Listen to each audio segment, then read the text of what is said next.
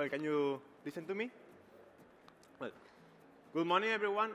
My name is Adrián Antón, and I work as a security engineer in Cybersecurity. And to get a bit of context before we start with the presentation, I want to introduce what Cybersecurity is for that purpose, to get a bit of context. Sorry. So, Cybersecurity is, we are supported by Generalitat, and we are the first regional government CSIRT in Spain. We were founded 12 years ago, so we have a long run. And to give you an idea of the size of our network, we can see some numbers here. For example, we have more than 220,000 civil servants, with more than 500 city councils, and more than 5 million citizens. So our purpose is to provide cybersecurity services to the public administration, small and medium-sized companies, all the citizens of the Valencian community. So today I want to talk to you about the digital surveillance, the research we made about digital surveillance during an electoral process, because we thought was something that we needed to do, seeing the scene of the hybrid threats we were seeing in another electoral process in Spain and outside Spain. So, CSRB has been doing different researches and securizing process in two different ways. The first way, during electoral processes. In the first way is to try to make secure all the hardware and software involved in the scrutiny process during an electoral process. The second part is to try to protect all the infrastructure in the government, in the Valencian community in this case, during an electoral process. The reason is because during these important events, we can be targeted by different activist groups or activist groups to make the civilians lose their trust in the government. So, that was the two different paths we were doing at that moment. But for this election, as some of you may remember, we just had 7 months ago our general election and the Valencian community election. We started with this new part of this research, where we wanted to detect the digital surveillance part. So during this part, we wanted to protect different aspects of the Valencian community during this vote.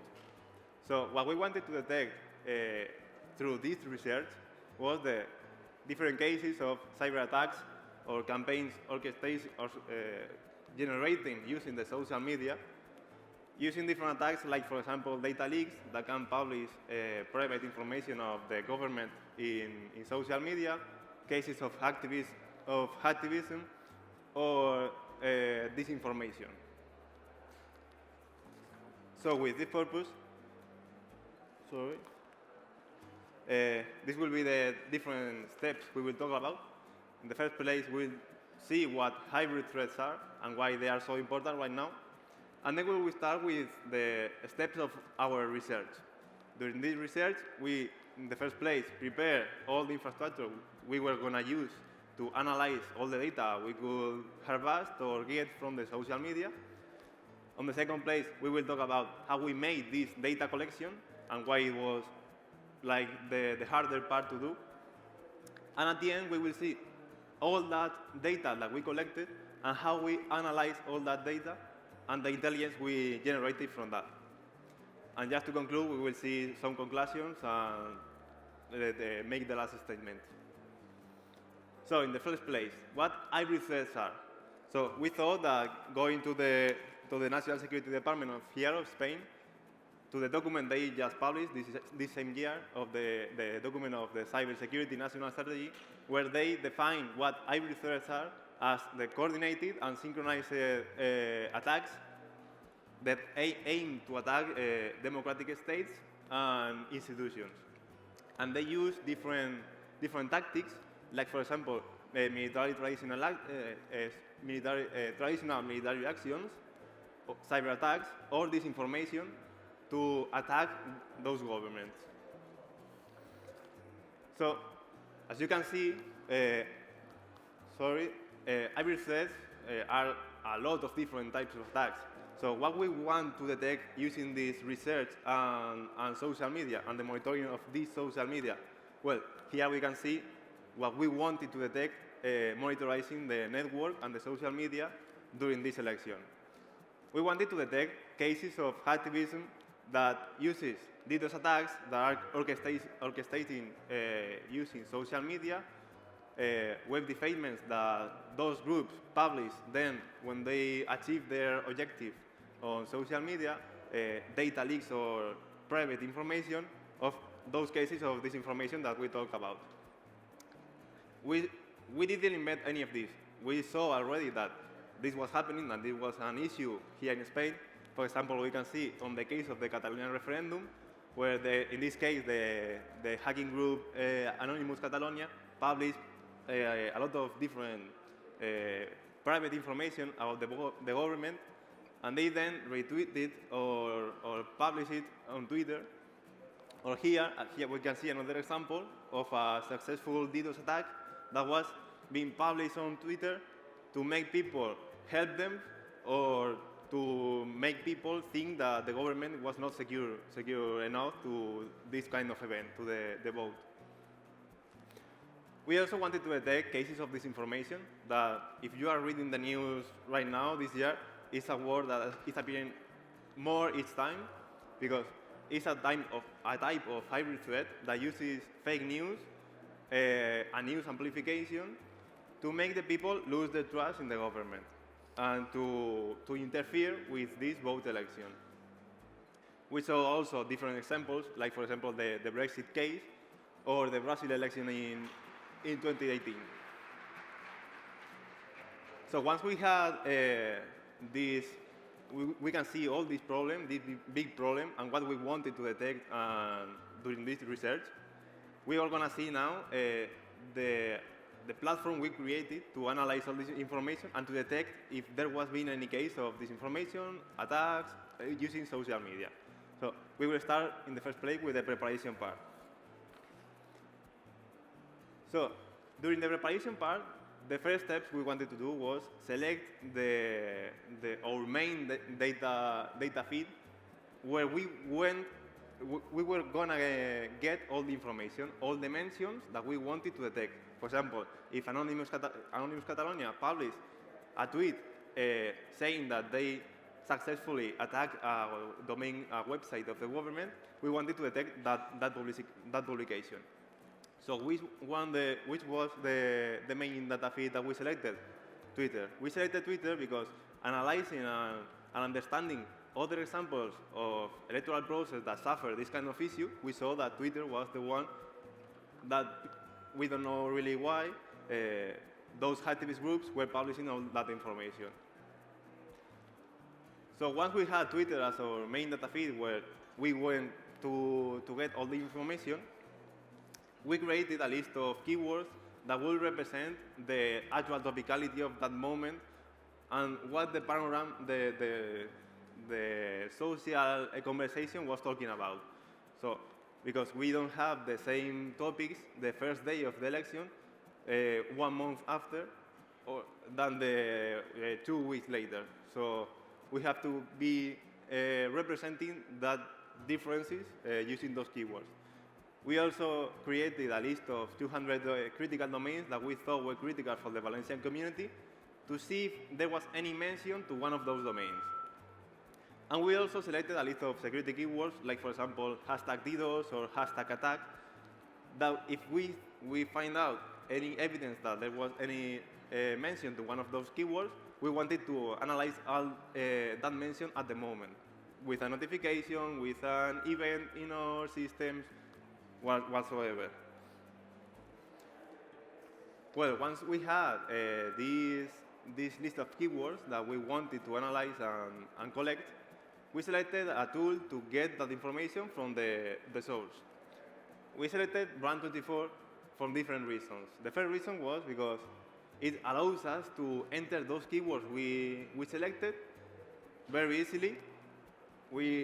And we could also analyze the mentions that it was collecting from from the system with a sentiment analysis. This is a tool that we can see different tools that are selling their sentiment analysis, but this one works much better than expected in the Spanish language. And of course, even though it gives us different dashboards to help the analyst analyze all that information, it allows data exportation. That's something we needed to then enter all that information in our system that was specifically created to analyze this moment. So it allows us to, in this case, export the information in an Excel format. Well, when we had this information extracted from Twitter, in this case, using Brand24, we started to create this platform where we're going to enter this information we were extracting from Brand24 and from Twitter to analyze all this information. So we created a simple platform with Kibana and Elasticsearch database to index all this information and create different dashboards to help analyze all the information. So here we are going to see some examples of the dashboard we use during the analysis to understand the different topics and the different sentiment that was appearing during the electoral mentions. So the first one, of course, will be the total amount of mentions we were collecting each moment. So here we can see the difference between day and night, or the difference between different days. That, for example, we can see here something that is strange for us, like a high rise of the total mentions during one day. Maybe we need to understand what's going on during that moment or something. But we also have something more centered on the vote. For example, here we can see the mentions to the different political parties we had here in Spain during that general election and the Valencian community election. Or we could be also interested in which political candidates were the ones having the higher quantity of mentions, like in this graph. Using the sentiment analysis that Brand24 was giving us, here we can also see the difference of sentiment between the mentions that was appearing in each moment. So with this kind of graph, we can see if someday the negative sentiment is going much higher than the rest of the days, and that could be something strange to analyze, or something like that. On the second graph here, we can see the social impact that those mentions were having. If we see, for example, a rise of the number of mentions of the impact of those mentions, that could mean that a newspaper or something with a lot of followers are talking about something of the electoral process. So it has like more social impact than a usual user. And here, another example we can see for the users that were talking the most during each range of time that we selected. And on the left graph of those users, we can see if the sentiment of those mentions were positive or negative. To understand a little bit more the users that were behind those mentions. Well, those were a list of examples of the dashboards we use to analyze all this information. And once we had this tool prepared to analyze the data, we started with the data collection and the normalization of all this information. So we started parameterizing with our list of keywords, the tool that was going to get the information from Twitter, in this case Brand24. And we enter also the list of or Generalitat critical domains to get notified by Brand24 when a mention to one of those domains were appearing. Of course, the list of keywords were being updated in each moment, and the mentions to our list of security keywords were being analyzed by the people in the SOC at real time.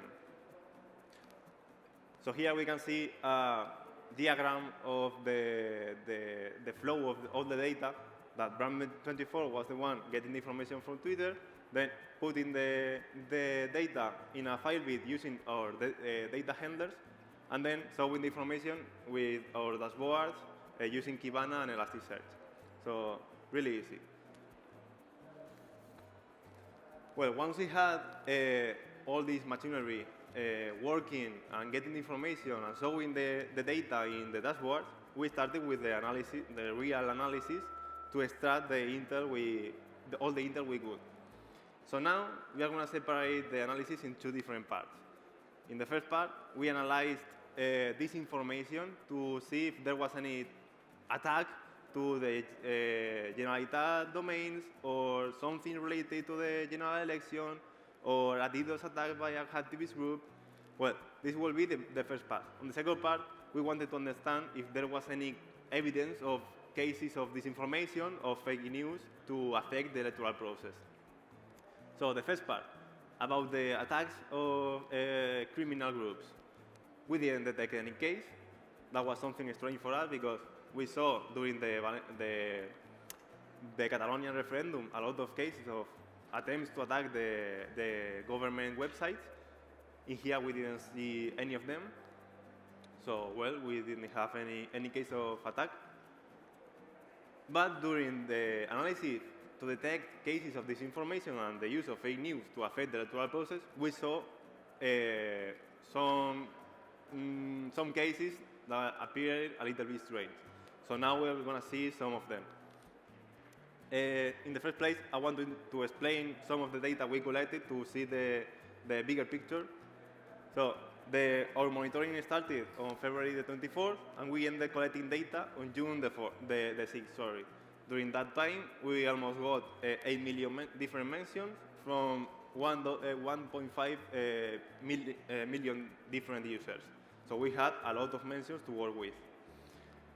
During the analysis of those accounts, once we stopped the data collection, we started to analyze all those users to understand, for example, when they were created, the description of their account, everything. So once we started with that, we saw that Twitter was already banning some people because of they were fake accounts and were being controlled in a legitimate way. So those accounts were bots. So once we started to analyze all that information, we saw that more than 60,000 accounts were already deleted from Twitter. We had to take in mind some of the important dates, like for example the political debate, that when people were talking the most, or the moment of the general election and the Valencian community election, that was April the 28th. So in this graph, we can see that those dates indeed were the ones with the higher amount of mentions. But we here can see really what was going on, what were the topics that people was talking about or something. So to understand a bit deeper what the people was talking about, we created an analysis like this one from each of those weeks. So in here you can see like very well, but on the upper graph, we had the list of mentions that were appearing to each of the political candidates we had at that moment.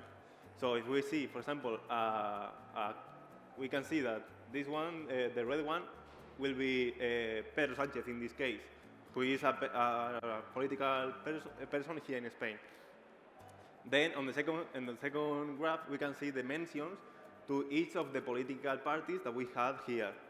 And on the third one, we can see the list of hashtags that were the most mentioned, that had the higher quantity of mentions during that week, during each day of that week.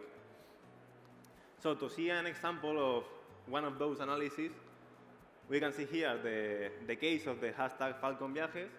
That was a hashtag that appeared one day talking about the actual president of Spain using the presidential plane to private matters. And, sorry, okay. So people started to talk about that hashtag like a lot during one day. And as you can see here, the mentions were talking about the person itself, not the political party. So on the left one, we can see that Pedro Sanchez was the one with the higher quantity of mentions during the whole day. But on the right one, we can see that his political party was not like so influencing. And the hashtag #FalconViajes was one of the ones with the higher quantity of mentions.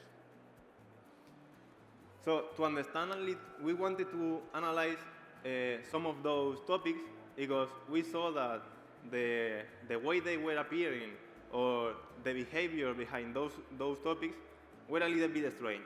So we wanted to understand the community behind some of those topics. And we took one analysis of Secure. That way they like give some tips to analyze topics on Twitter about detecting bots and detecting disinformation. And we took some of those tips to make analysis like this one. Following the example of the hashtag #FalconViajes, we analyzed the mentions that they have behind, and we created graphs like those ones. In the first one, we can see, for example, the list of accounts that were mentioning this topic, the number of, and in this case, we can see that like almost 5% of those accounts were already deleted by Twitter because they were bots. In the sentiment part, on the second one, we can see that even though the sentiment normally it will be like 50% negative and 50% positive, in this one, we can see the red one is a little bit higher than the green one. So this could mean that the accounts talking about this topic were trying to make a separation between the people talking about this matter. Then we can see, for example, on the third one, when those accounts were created, and we can see that, well, you can see very well, but more than 0.5% of the accounts that were talking about this hashtag were created 4 months after this topic appeared. So it's a little bit strange.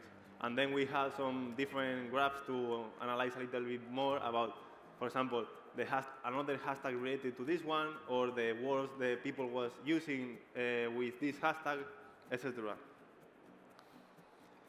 And to make a comparison between those topics, we built a formula taking in mind those numbers, the number of accounts that were deleted and were talking about this hashtag, the difference between positive and negative sentiment. Well, we had all this information in mind, and we created this formula to distinguish the topics that were being amplified the most and the ones with the lower quantity of amplification.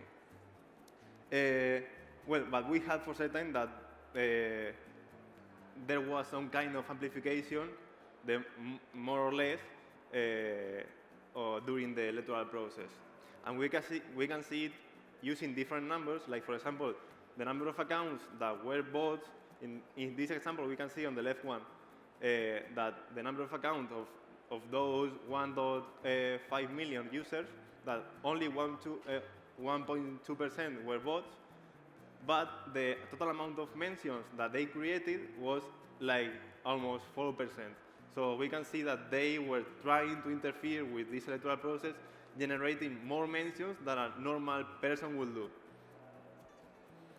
Another example, we can see that the users that talk about something, whatever the topic was, during the electoral process, when those accounts were created. Well, until January, we can see that almost the number of accounts daily were created was like 300 different accounts, but as we were approaching to the date of the debates and the vote, that number increased itself in a 50%. So they were appearing like more fake accounts while we were approaching that date. But the people was detecting those bots during the debates or the conversation. So here we can see another example. We can see some examples of people detecting those bots. In this case, it was one of those bots that was stealing one photo of another user, and that user saw that his photo was being stolen and talked about it in the networks.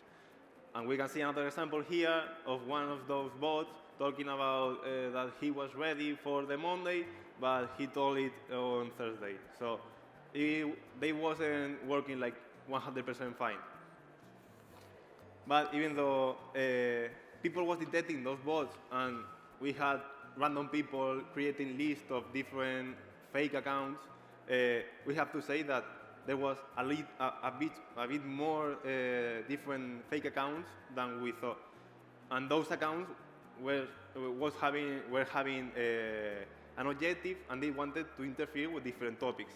In here we can see, for example, what topics those bots were talking about, with a positive sentiment in this case, and with a negative sentiment in this case.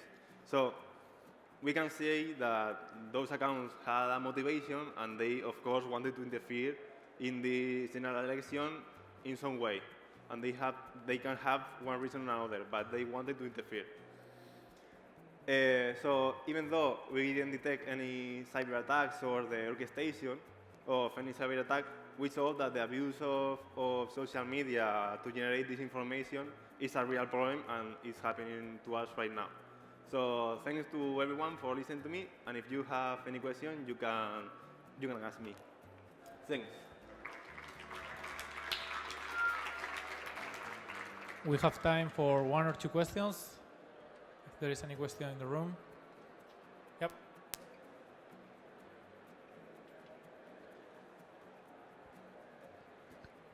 Hello. Hello. In order to make that work, did you need to register a Twitter API key? Sorry, can you repeat it? Did you need to register a Twitter developer API key to make that work? To use Brand24. Yes. No, you only have to pay. I think they manage their own accounts and their own API keys. I don't know how they do it deeply, but no, you don't need to enter any API key or create any account to get the developer key. Okay. They do everything all that.